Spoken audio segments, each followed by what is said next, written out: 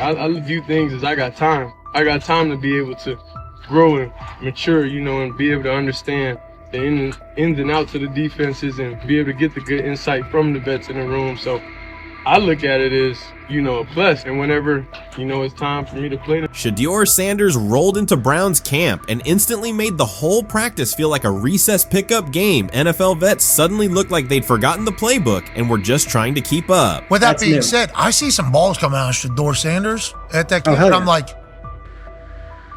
kind of looks like a guy. Yeah, I'm reading. He can sling it. Read the team. I see him, some of the veterans, how they talk to him, mic'd up, see what he's doing in the community. Yep. Talking about Njoku there?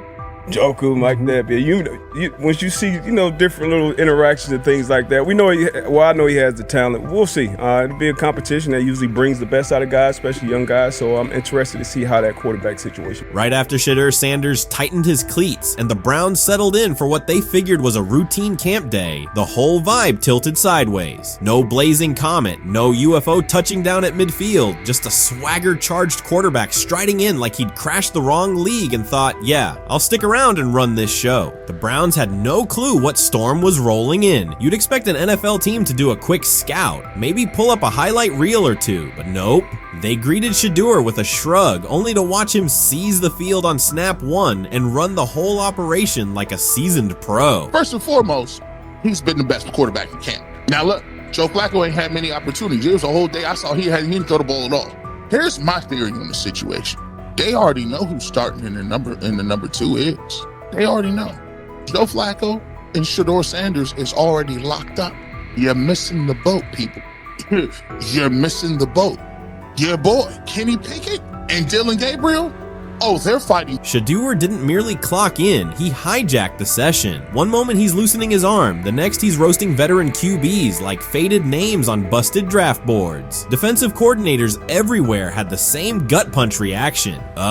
His pocket poise? Straight disrespectful. His timing? Psychic. And every pass left his hand like it was laser guided to its mark. While Shedeur Sanders was slicing up routes, the Browns secondary looked less like an NFL backfield and more like a gaggle of dads sprinting through a Saturday fun run. Big on enthusiasm, short on closing speed. Coaches fought the urge to slam the emergency horn. Players traded wide-eyed, "Are we serious?" stares, and someone even double-checked that a hidden camera crew wasn't about to pop out of the tunnel. But nope, this was pure Shedeur. Half cold-blooded surgeon, half highlight factory. He wasn't dropping a casual "I'm here," he was crafting a masterclass. From the first rep, the tempo changed. Shedeur Sanders accepted the snap with steady footwork, diagnosed the Browns' single high shell, and delivered a tight window seam route that forced the free safety to recover late. Throughout the period, he manipulated leverage with quick shoulder fakes, moved through full field progressions, and released on time from a balanced base, consistently putting the ball on his receiver's upfield shoulder. Cleveland's coverage struggled on multiple fronts. Safeties hesitated between deep half responsibilities and underneath support, creating voids at 15 to 20 yards. Cornerbacks and off-man were caught in trail position when Sanders used rhythm throws on 3-step drops, while those who tried press technique had their inside hand neutralized by his receivers' outside releases. Linebackers widened to match shallow crossers, leaving the middle hook unguarded for pivot routes and option digs. One corner attempted a line of scrimmage jam. Sanders immediately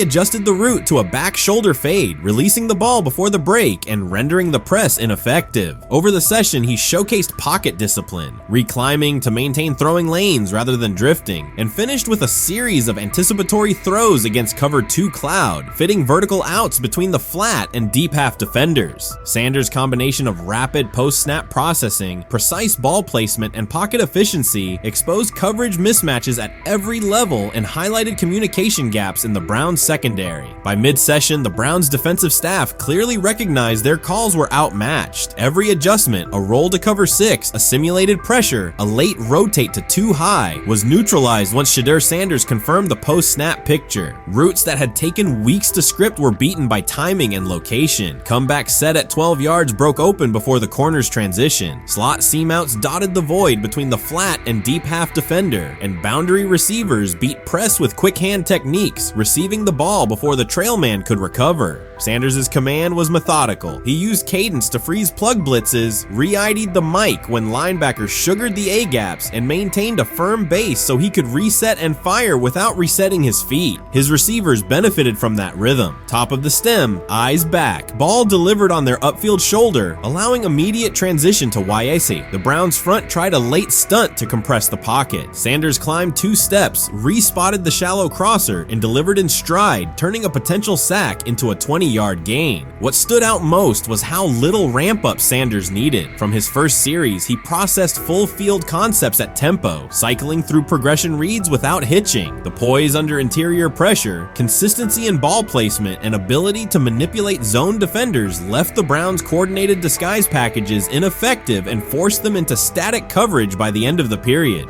In short, Sanders' efficient mechanics, rapid processing, and anticipatory accuracy rendered Cleveland's defensive game plan ineffective at every level, from pre-snap disguise to post-snap spacing. Imagine there's many people that think Dillon Gabriel's a better quarterback than Shedeur Sanders. I don't care where they were drafted.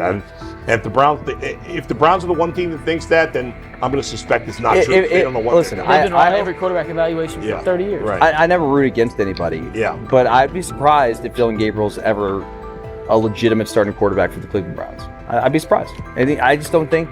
Well, then it is a wasted pick because you took him in the top 100.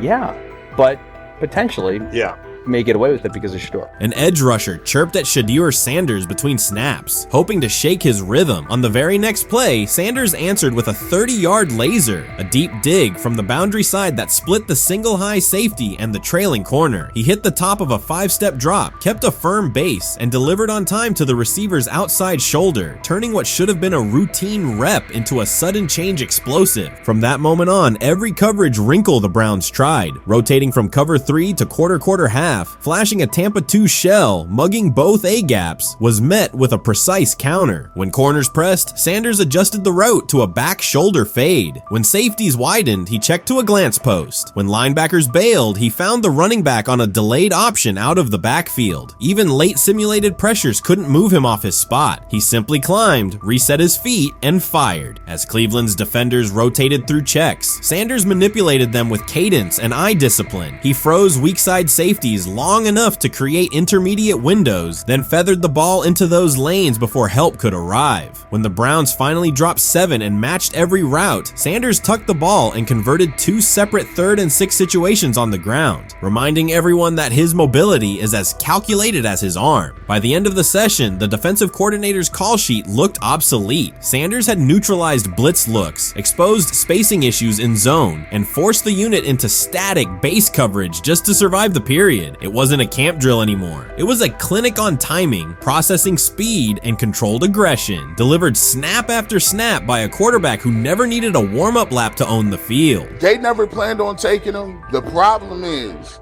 like Ocho Cinco said, you got somebody that has endeared himself to the locker room. And guess what? The difference between him and Tim Tebow, the biggest one, is he can play. He can throw the ball. Tim Tebow running around being an H-back. He can throw the ball. And he's done everything he needs to do. He ain't saying nothing. He ain't rocking the boat. He ain't mad about the reps. He ain't mad about none of that. All the people out there want to see is this, like Tyler said earlier. We want to see what he can do with Jerry Jeudy. That's it. I want to see what he can do with David Njoku. I want to see him with Junkins. I want to see him with the first running backs. If you are cooking, if you are beating down the doors with the 3s and 4s, guess what?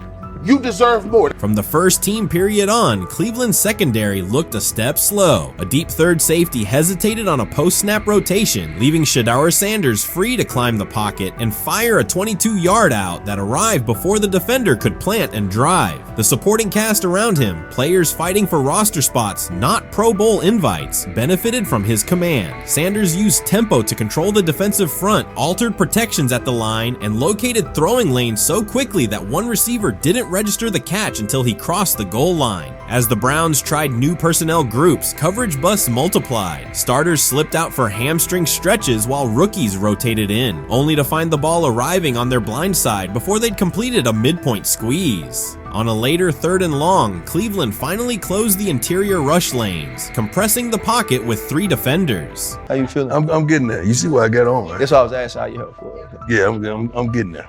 See? Prime, what they had to? I had blood clots, Okay. and they amputated, But I work with it.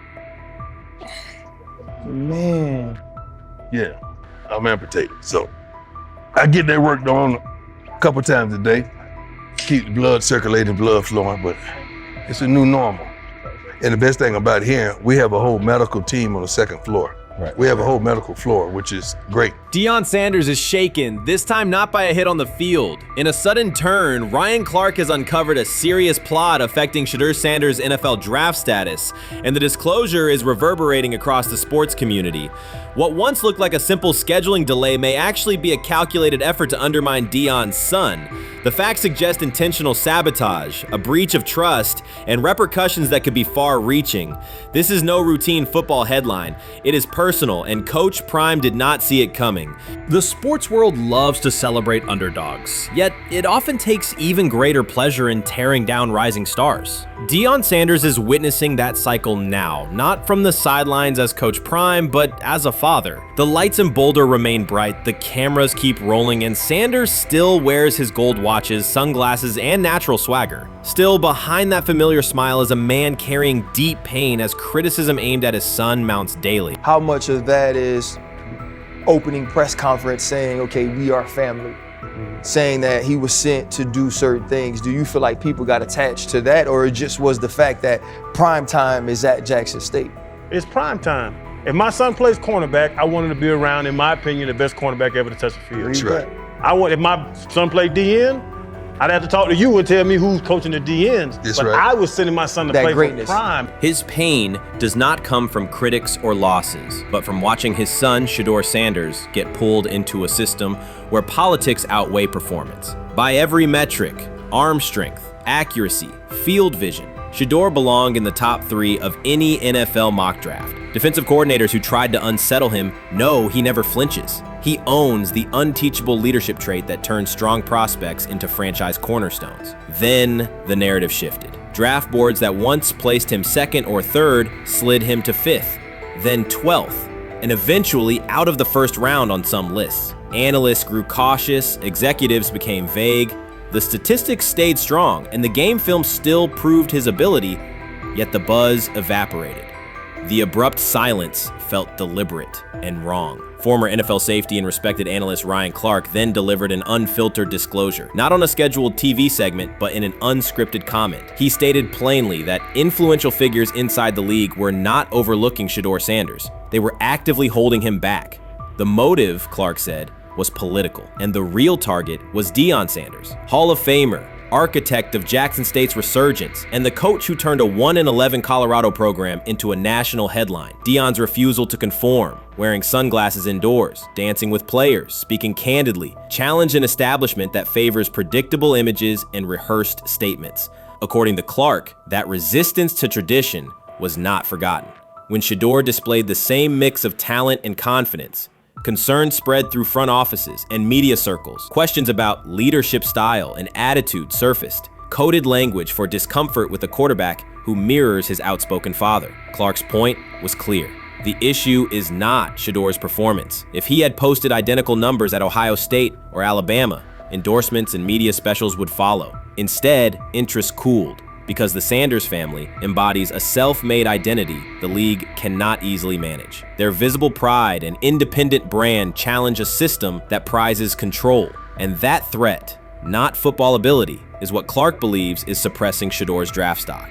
You made an interesting point. So I tend to have the drip, drip, drip. This was my Johnny Manziel theory, is that everybody makes mistakes, especially when you're young. But if I see 2, 3, 4, 5, then you've got a plumbing issue. It's not just you didn't close the faucet. So there's about 6 pieces of video in college where Shedeur was a little bit of a brat, whatever. Then there's the legendary cringy draft room. Didn't love that as a B prospect. Then there's back-to-back speeding tickets, both over 90, and a missed arraignment. The NFL is navigating unexpected headlines after a former Browns coach publicly defended Shedeur Sanders in response to reports of multiple speeding tickets. The coach's statement has sparked extensive online debate. Supporters welcome the show of loyalty, while critics question the motive. Sanders now finds himself at the center of an unforeseen controversy, and observers want to know why a Cleveland coach is standing so firmly in his corner. The story is developing rapidly and continues to draw intense attention. When it came out that he got a speeding ticket, I said it's not really that big a deal. I feel very differently about it now.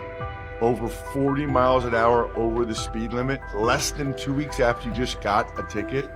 I don't know if that's entitlement or immaturity. There's got to be some teams that are feeling very good right now that they didn't draft him. Observers are focusing on Shedeur Sanders' recent speeding ticket, treating the violation as a measure of his character and sidelining his athletic, academic, and philanthropic accomplishments. The incident, driving 15 miles per hour over the limit in a borrowed Lamborghini, has drawn sharp criticism. In response, a former Cleveland Browns coach has taken the opportunity to comment, even though the franchise is widely viewed as unstable due to its frequent coaching changes and limited on-field success. By defending Sanders, he presents himself as an authority on discipline and leadership. The statement, coming from an organization seldom praised for stability, has nonetheless attracted considerable attention across the league. You want to defend him a little bit. I thought this was an interesting take.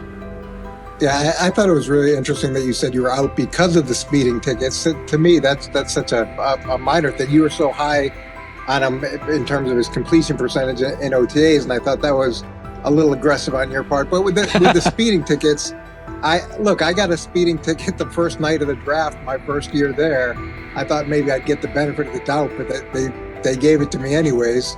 As soon as the former Browns coach defended Shedeur Sanders, social media erupted with commentary, resembling the volume of draft night coverage. Posts and opinions appeared within minutes, and criticism escalated rapidly. Detractors amplified Sanders' minor speeding violation, while supporters argued that such reactions were disproportionate to a single traffic citation. Shedeur Sanders received 2 speeding citations, and the minor traffic issue quickly drew national attention. Before considering the former Browns coach's response, it is useful to clarify the facts. Sanders, son of Pro Football Hall of Famer Deion Sanders and a current college quarterback, was twice ticketed for exceeding the limit while driving a high-performance vehicle. Commentary on social media escalated rapidly, with critics framing the incident as a significant character concern, even as the league has historically tolerated far more serious legal transgressions. Stepping into the debate, a former Cleveland Browns coach, best known for a tenure filled with losses and contested decisions, issued a strong public defense. He argued that 2 speeding tickets should not define Sanders' reputation or overshadow his on-field talent and community work, urging a balanced assessment of the player's actions. I don't love it from a 5th-round draft pick. I don't love that it happened multiple times, but I do think that this is the first time he's been away from his dad, and there's gonna be some growing pains now. Would I sell my stock on it like you are? Not because of a couple speeding tickets, especially in light of the problems that Brown's quarterback room has had to deal with legally in the last few years. I mean, this is nothing. The debate quickly shifted from 2 speeding citations to broader claims about integrity, growth, and leadership. The former Browns coach framed the infractions as moments for personal development and urged observers to view them in context. Critics responded forcefully. Some called for disciplinary action, others questioned Deion Sanders' parenting, and a few sought to discredit the coach himself, despite his professional record already being widely analyzed across the league. The reaction underscores an apparent inconsistency in public standards. Fans often overlook on-field confrontations, heated sideline arguments, and other significant controversies, yet they treated Sanders' routine traffic offenses, speeding without evidence of reckless endangerment, as indicators of serious character flaws. If such minor violations were adopted as the primary measure of morality in professional football, many players would face similar criticism. Sports media amplified the story almost immediately. Television panels dissected Shedeur Sanders' decision-making, treating 2 speeding tickets as indicators of deeper character concerns. Networks aired detailed segments under banners such as red flags and road rage, repeatedly questioning whether the citations might affect his draft evaluation. Although Sanders is already regarded as a first-round prospect, analysts emphasize that NFL teams value discipline and legal awareness when forming final assessments. Many commentators overlook the fact that other high-profile players have faced more serious offenses without similar similar scrutiny? Throughout the coverage, the former Browns coach defended Sanders, portraying him as a talented quarterback subjected to disproportionate criticism in a culture that expects near-perfect conduct. His argument was thorough and methodical, asserting that the traffic violation should not overshadow Sanders' skills, work ethic, or future potential.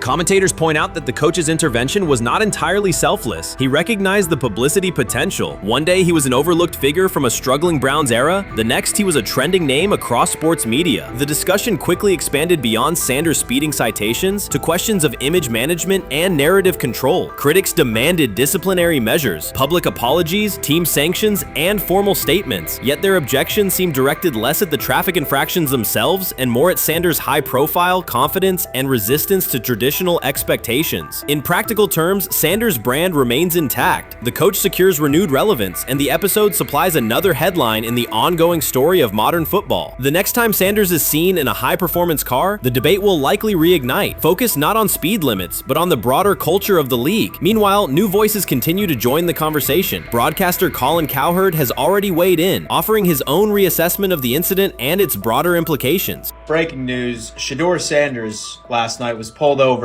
going 100 miles per hour. All right, he clocked 101, 41 miles an hour over the speed limit in Cleveland.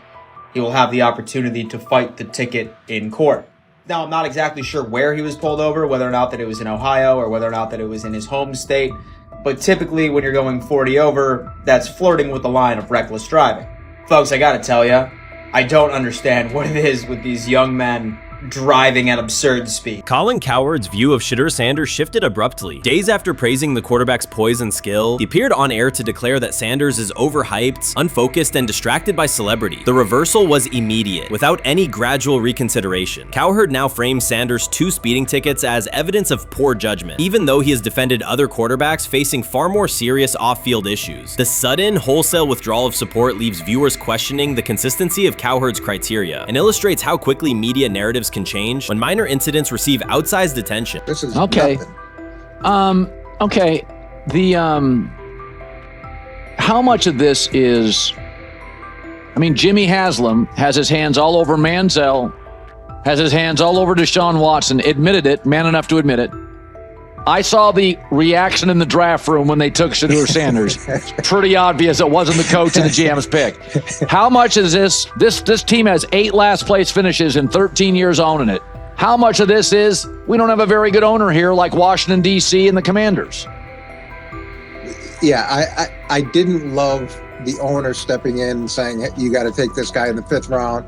And I doubt they'll ever admit to it. While Colin Cowherd urged teams to move on from Shedeur Sanders, former Browns coach Eric Mangini offered a more measured response. Mangini, whose tenure in Cleveland was marked by mixed results, used his platform to provide context rather than condemnation. Instead of sensationalizing the speeding violations, he encouraged viewers to consider Sanders' circumstances. A 21-year-old quarterback whose life is scrutinized both on and off the field. Mangini acknowledged that the tickets were mistakes, but emphasized that they do not by themselves define Sanders' character or future. He noted the extraordinary attention athletes received today, combining the responsibilities of quarterback, public figure, and social media presence. Under such pressure, missteps are magnified, and criticism multiplies quickly. Mangini concluded that any evaluation of Sanders should weigh the totality of his behavior, performance, and growth, rather than isolate 2 traffic citations as decisive evidence of poor judgment. He lied to us all when he said that this was going to be an open competition, a 4-man open competition when it comes to the QB situation up there in Cleveland, in which, from the looks of it, all we've seen it be was a 3-man race. The only people that has been getting reps in with the first team or with the veterans are Joe Flacco, Kenny Pickett, and Dillon Gabriel.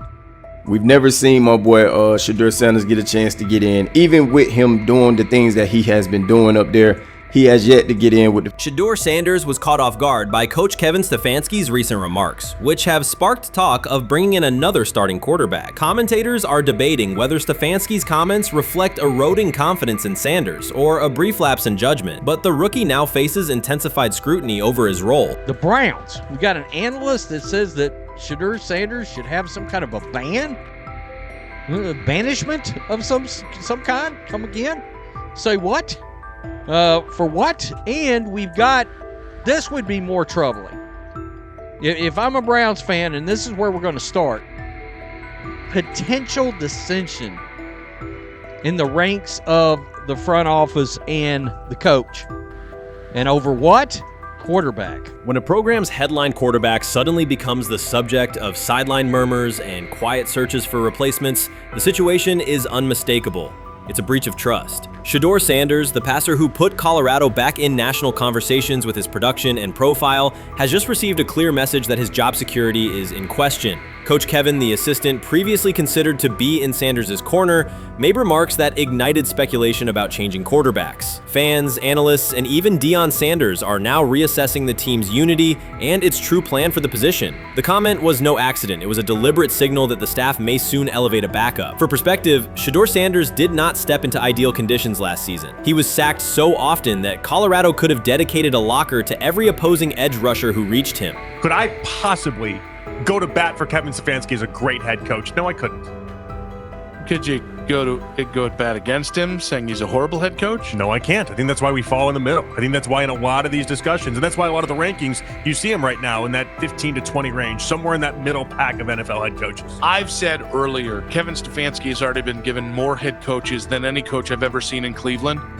Starting with the decision to move on from Baker and him clearly still having another level to get to in Tampa. Last season, Shedeur Sanders often had to operate behind an offensive line that provided minimal protection. Yet he still delivered precise throws and critical drives. At times, he seemed to be carrying a struggling roster almost on his own. Despite the constant pressure, he never complained, never threatened to transfer, and never acted entitled. He remained with Colorado because he trusted the program, trusted his father, and believed in the team's larger mission. That loyalty is why Coach Kevin Stefanski's recent statement that the quarterback competition is wide open struck so sharply. The remark implies that Sanders' starting role is insecure, as though the player who absorbed countless hits while holding the offense together is simply another name competing with walk-ons and first-year athletes who are still learning the cadence. This goes beyond ordinary coach language about fostering competition. It introduces genuine uncertainty about the staff's confidence in Sanders and invites speculation that Colorado is actively assessing outside options through the transfer portal. By characterizing the position as vacant, Stefanski has planted seeds of doubt that could quickly evolve into rumors and undermine the stability of the locker room. I'm sorry, but when it comes to quarterback, I'm gonna defer to my head coach, generally speaking, especially one with Stefanski's track record and how he's viewed across the league. So this is interesting because it tells you Kevin Stefanski's not a Shedeur Sanders guy. And it also tells us who made these picks. Exactly. The Cleveland Browns made a rather awkward decision in the NFL draft, opting to take quarterback Dillon Gabriel in the 3rd round well before he was expected to fly off the board. Then 2 rounds later, the Browns took fellow quarterback Shedeur Sanders. So what exactly is going on? Discussion has begun about whether Colorado is actively evaluating another quarterback and preparing for life after Shedeur Sanders. Analysts are debating whether Coach Kevin's move is calculated strategy or a misstep that jeopardizes team stability. Sanders remains a top NFL prospect, Deion Sanders' son, and the program's public face. His highlights dominate social media and his jerseys outsell the team's victories. Yet he is once again being asked to reaffirm his position. The issue is more than routine roster management. It intersects with the family dynamics that shape the program. By portraying the quarterback job as open, Coach Kevin signals to both Shedeur and Deion that the staff is willing to move on despite Sanders' stature. For Shedeur, sitting through film sessions while hearing talk of potential replacements adds an unwelcome layer of uncertainty to an otherwise proven resume. The decision may reflect a desire for a quarterback with a different profile, perhaps someone more mobile and system-oriented, rather than a dismissal of Sanders' accomplishments.